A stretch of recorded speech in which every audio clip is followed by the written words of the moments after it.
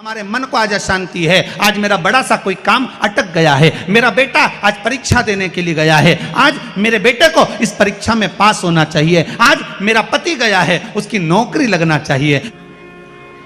मानव के जीवन में दुख क्या होता है?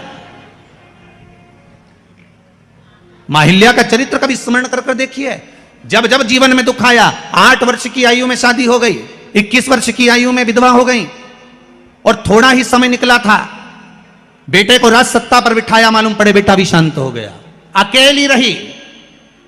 एक बार माता अहिल्या से पूछा गया, पिता ने पूछा पत्र लिखकर, बेटी अहिल्या तुझे अगर चिंता हो इस मालवा के क्षेत्र में जाने पर, तुझे अगर टेंशन हो इस मालवा की भूमि पर, तेरा पुत्र चले गया, तेरा पति चले गया, तेरा ससुर चले गया, तू अकेली बची है अहिल्या, अगर तुझे चिंता हो तो तेरा पिता बैठा है।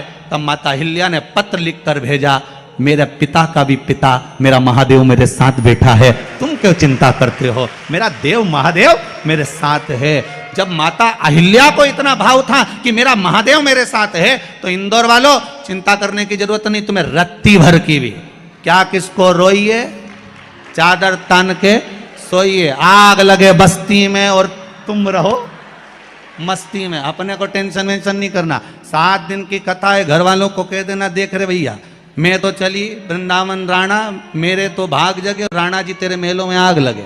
हमें कोई फालतू टेंशन देना मती। 7 दिन की कथा है। कोई कह रहा था गुरुजी अब इस बीच में शादी ब्याह भी बहुत सारे हैं, तो हमने कहा मना नहीं है, शादी ब्याह बहुत सारे हैं, हमें भी ये देखना है कि तुम्हारी रिश्तेदारी उनसे है कि इनसे है, हमें तो ये देखना। पर हम तो पहले भी कहे आपसे, हमारे 2 ही रिश्तेदार, हमारे 2 ही रिश्तेदार, एक हमारे भोले बाबा, एक हमारे भोले बाबा और दूजी गौरा रानी सरकार, हमारे 2 ही रिश्तेदार। हाँ तुम्हारे ज्यादा हो तो बात दूसरी है, पर हमारे तो जो दुख में साथ दे वही रिश्तेदार। बोलो सही है कि गलत है? मालूम पड़े दुख पड़ा भारी और रिश्तेदार पहले चले गए, मालूम पड़े भाग के गए, अब कौन साथ दे रहा है? और आखिरी में जब कोई काम नहीं आया, तब मेरा उज्जैनी नरेश महाकाल का नाम लिया गया और उसने सब रोग मिटा दिया।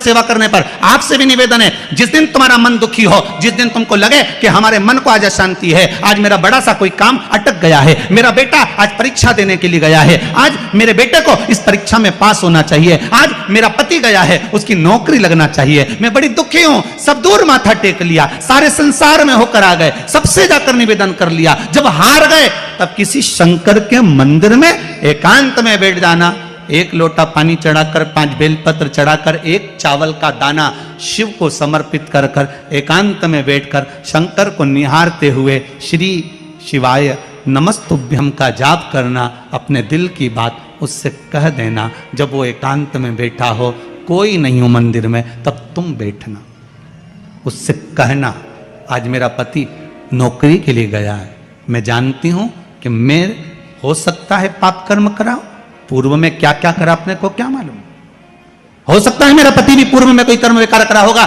सारे जगत में धक्के खा लिया, सारे दुनिया भर में घूम कर आ गए, पर मेरे बाबा अब कहीं पर नहीं जाऊंगी, आखिरी है तू और तेरा द्वार, अब नहीं छोड़ूंगी। और उस बाबा से निवेदन कर कर जाना, 8 दिन 15 दिन इंतजार तो करो। उस बाबा से बोलने के बाद एक टेबलेट भी खाते हो तो थोड़ी देर बाद असर करती है, तो थोड़ा इंतजार तो करो उसको बोलने के बाद, भटकना मती। उसके दरवाजे पर जाने के बाद भी अगर काम नहीं हो तो समझ लेना कि हमारा कर्म कुछ ज्यादा गड़बड़ होगा लगा है, अभी समय लगेगा, भटकना मती। नहीं तो इनके छोड़ के दुनिया के लोग तो बड़े भटकते हैं, पहले राम जी के पास चले जाए, राम जी से काम नहीं बने, हनुमान जी के पास चले जाए, हनुमान जी से काम नहीं बने, ठाकुर जी के पास चले जाए, ठाकुर जी से काम नहीं बने, शंकर जी के पास चले जाए, शंकर जी से काम नहीं बने, तो कहीं दूसरी जगह चले जाए, मैं नाम नहीं लूंगा, तुम समझ जाओ। कोई दूसरे धर्म में प्रवेश कर जाते हैं, कोई हिंदू धर्म को छोड़कर दूसरा धर्म अपना लेता है, क्यों? देवता नहीं सुन रहे, तो दूसरा धर्म अपना लिया, फिर निवेदन करूंगा।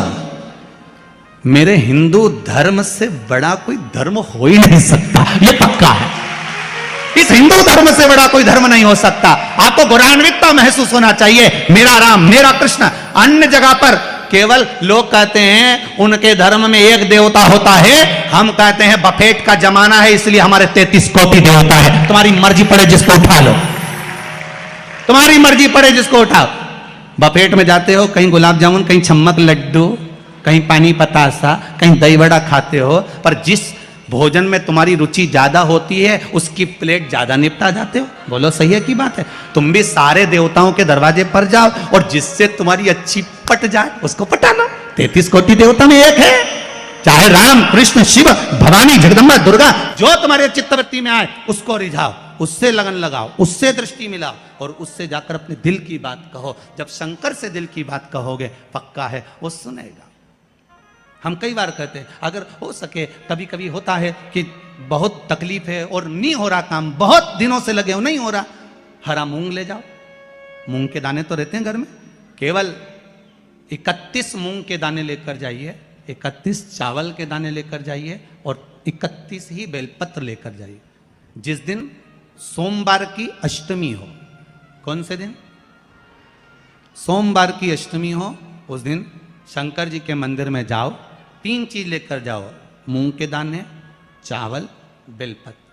चावल जो 31 लेकर गए हो, अपनी कामना कर कर शंकर जी की देहली पर रख दो, चौखट पर, कहीं पर भी एकांत में उसको रख दिया जाए। मूंग के जो दाने लेकर गए हो 31, वो नंदी के पास में, जो नंदी का पांव ऊंचा रहता है उस पांव के पास रख दीजिए। और जो 31 बेलपत्र लेकर गए हो, वो 31 बेलपत्र अशोक सुंदरी वाली जो जगह है, आपको पहले बताया है कथा में, अशोक सुंदरी जी का स्थान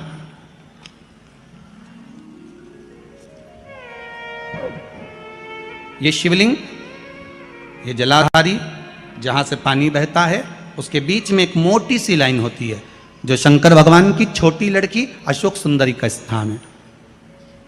शिव जी के 13 बच्चे हैं, 13 बच्चे में सबसे छोटी लड़की अशोक सुंदरी यहीं पर विराजमान होती है जहां से पानी नीचे गिरता है।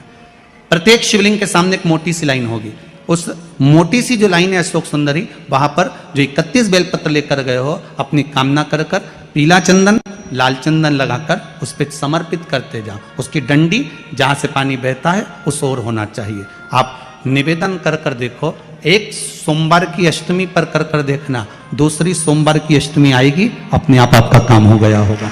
बाबा से निवेदन तो करो, क्यों भटक रहे?